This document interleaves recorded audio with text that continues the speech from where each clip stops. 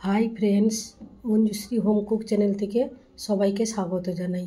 আজকে আমি আবারও একটা রেসিপি নিয়ে চলে এসেছি, যা হলো ডিমের লাবাবদার রেসিপি, যা খেলে বারবার খেতে ইচ্ছে করবে। তাহলে এখানে দেখতে থাকুন আমি কিভাবে ডিম দিয়ে এই রেসিপিটা তৈরি করলাম। এখানে প্রথমে আমি 4টা ডিম নিয়ে সেদ্ধ করতে বসিয়ে দিচ্ছি একটু লবণ দিয়ে। অন্যদিকে একটা বাটিতে 2টো টমেটো কেটে নিয়েছি, সঙ্গে 3 থেকে 4 টুকরো আদা, 2টো কাঁচা লঙ্কা, অল্প কিছু রসুন নিয়ে ওটাকে গ্যাসে সিদ্ধ করতে বসিয়ে দিয়েছি। অন্যদিকে ডিমগুলো ছাড়িয়ে পরিষ্কার করে নিয়ে একটা সুতোর সাহায্যে আমি মাছ বরাবর 2 ভাগ করে নিব। আমি কিভাবে কাটছি আপনারা লক্ষ্য করতে থাকুন, ধৈর্য ধরে আস্তে আস্তে এইভাবে কাটতে হবে। এখানে আমি 4টে ডিম এইভাবে কেটে নেব। আমার রেসিপিটা যদি দেখে আপনাদের ভালো লাগে তাহলে আপনারা অবশ্যই লাইক, কমেন্ট, শেয়ার, সাবস্ক্রাইব করবেন। আর ভিডিও দেখার সময় অবশ্যই একটা লাইক দিয়ে স্টার্ট করবেন। অনেকে ভিডিও দেখে চলে যান কিন্তু আমার লাইক হয় না, তাই আপনাদের কাছে একটাই অনুরোধ, আপনারা ভিডিও দেখার সময় লাইক দিয়ে দেখা স্টার্ট করবেন।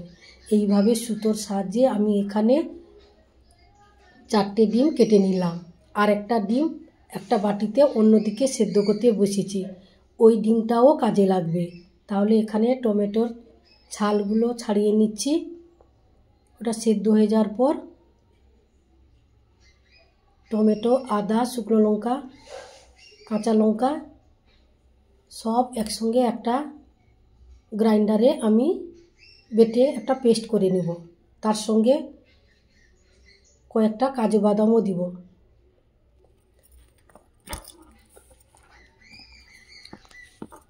এই রেসিপিটা অবশ্যই বাড়িতে আপনারা একবার হলেও ট্রাই করবেন, খেতে খুব টেস্টি হয়েছিল।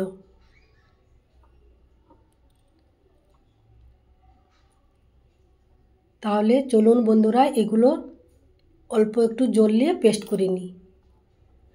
অন্যদিকে কড়াইতে অল্প একটু তেল নিয়ে ওই ফাঁক করা ডিমগুলো আস্তে আস্তে করে হালকা করে আমি ভেজে নিব।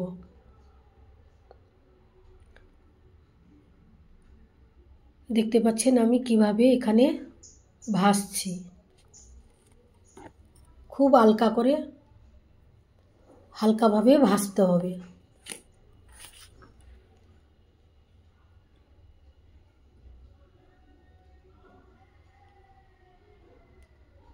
এইভাবে সবকটি ডিম আমি ভেজে তুলে নিলাম।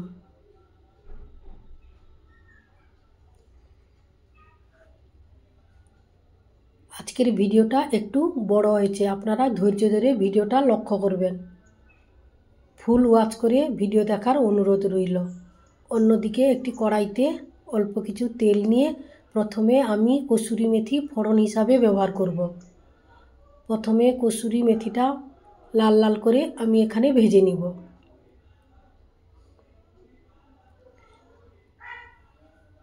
কসুরি মেথিটা লাল হয়ে আসার পর এখানে একটা বড় সাইজের পেঁয়াজ অ্যাড করলাম। পেঁয়াজটাকেও লাল লাল করে ভেজে নিব।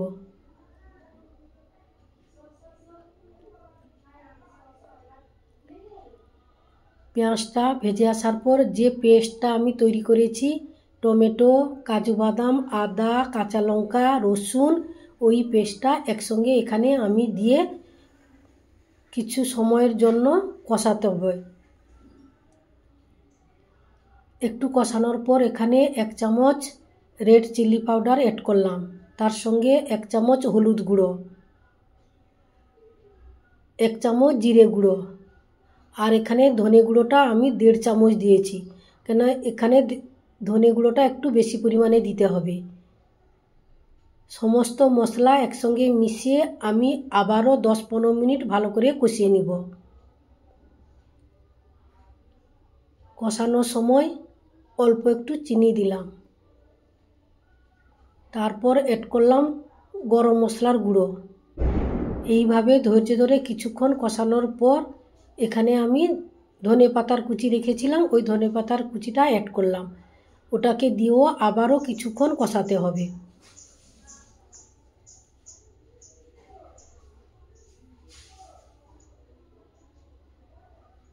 তারপর এখানে গরম জল অ্যাড করলাম। গরম জল দেওয়ার পর কিছুক্ষণ ফুটে আসার পরেই আমি কেটে রাখা ডিমগুলো ওপর থেকে দিয়ে দিলাম।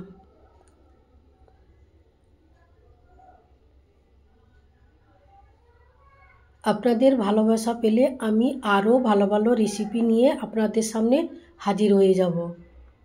তাহলে দেখুন একটা প্লেটে আমি আগে গ্রেভিগুলো তুলে নিলাম, তারপর আস্তে আস্তে করে ডিমগুলো দিয়ে প্লেটে সাজিয়ে নিব।